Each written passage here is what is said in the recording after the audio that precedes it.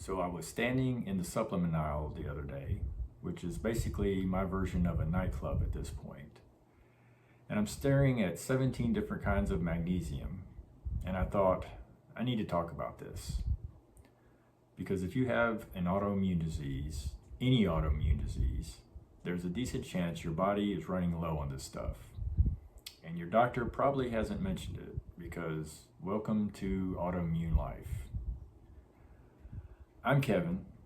I have PSC, primary sclerosing cholangitis, a rare autoimmune liver disease. And this channel is where we dig into the real science, talk about what actually helps, and try not to lose our minds in the process. Sometimes we succeed. And today we're talking about magnesium.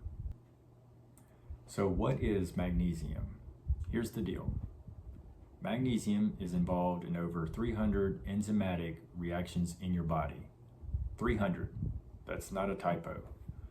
We're talking energy production, DNA repair, nerve function, muscle contraction, inflammation regulation, blood sugar balance.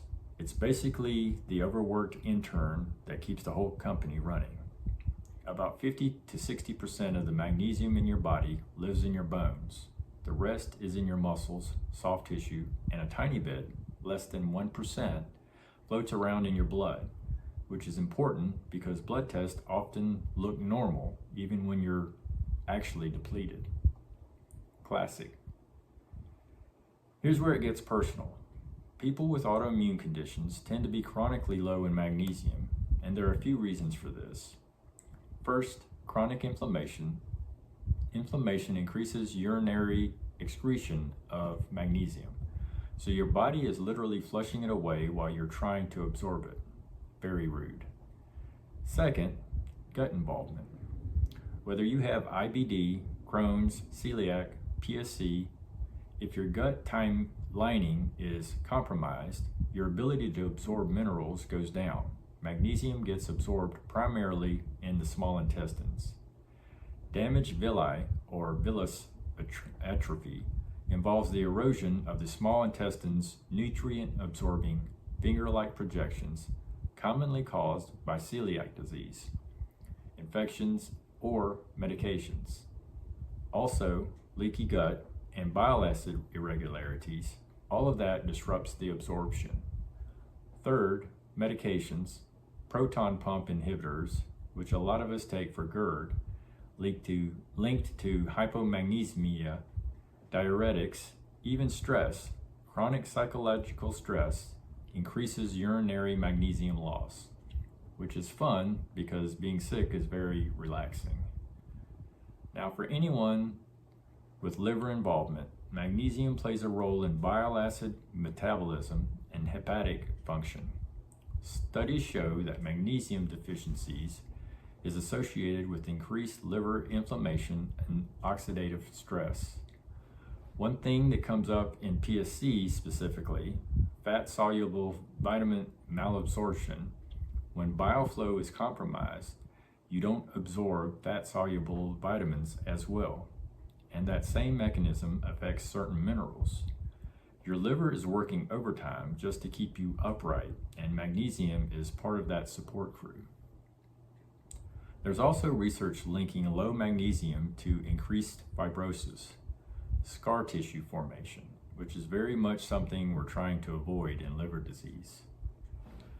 I'm not saying magnesium is a cure. I'm saying it might be a piece of the puzzle that's easy to overlook.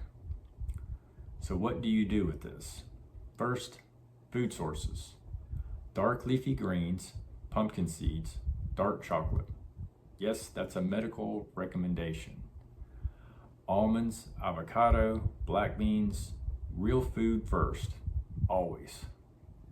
If you want to supplement, forms matter. Magnesium oxide, common, cheap, basically useless because of absorption is terrible. Magnesium glycinate, bound to glycine, highly absorbable, gentle on the gut, often the go-to for people with GI issues. Magnesium citrate, good absorption, has a laxative effect at higher doses, which might be useful or not depending on your situation. Talk to your doctor, get your levels checked, ask for an RBC magnesium test rather than just the serum. It's more accurate. And then start paying attention to how you feel. The body has a way of telling you when it's finally getting what it needs. Now, as far as for me right now, I like magnesium glycinate. I take 100 milligrams at a time, and I take it three to four times throughout the day. This is what works for me right now. Your situation might be different. And remember, for anyone who's fighting their own battle within, you're not alone in this. I'm Kevin. This is Battle Within, Autoimmune Life. I'm grateful that you're here, and please like and subscribe. And I'll see you in the next episode.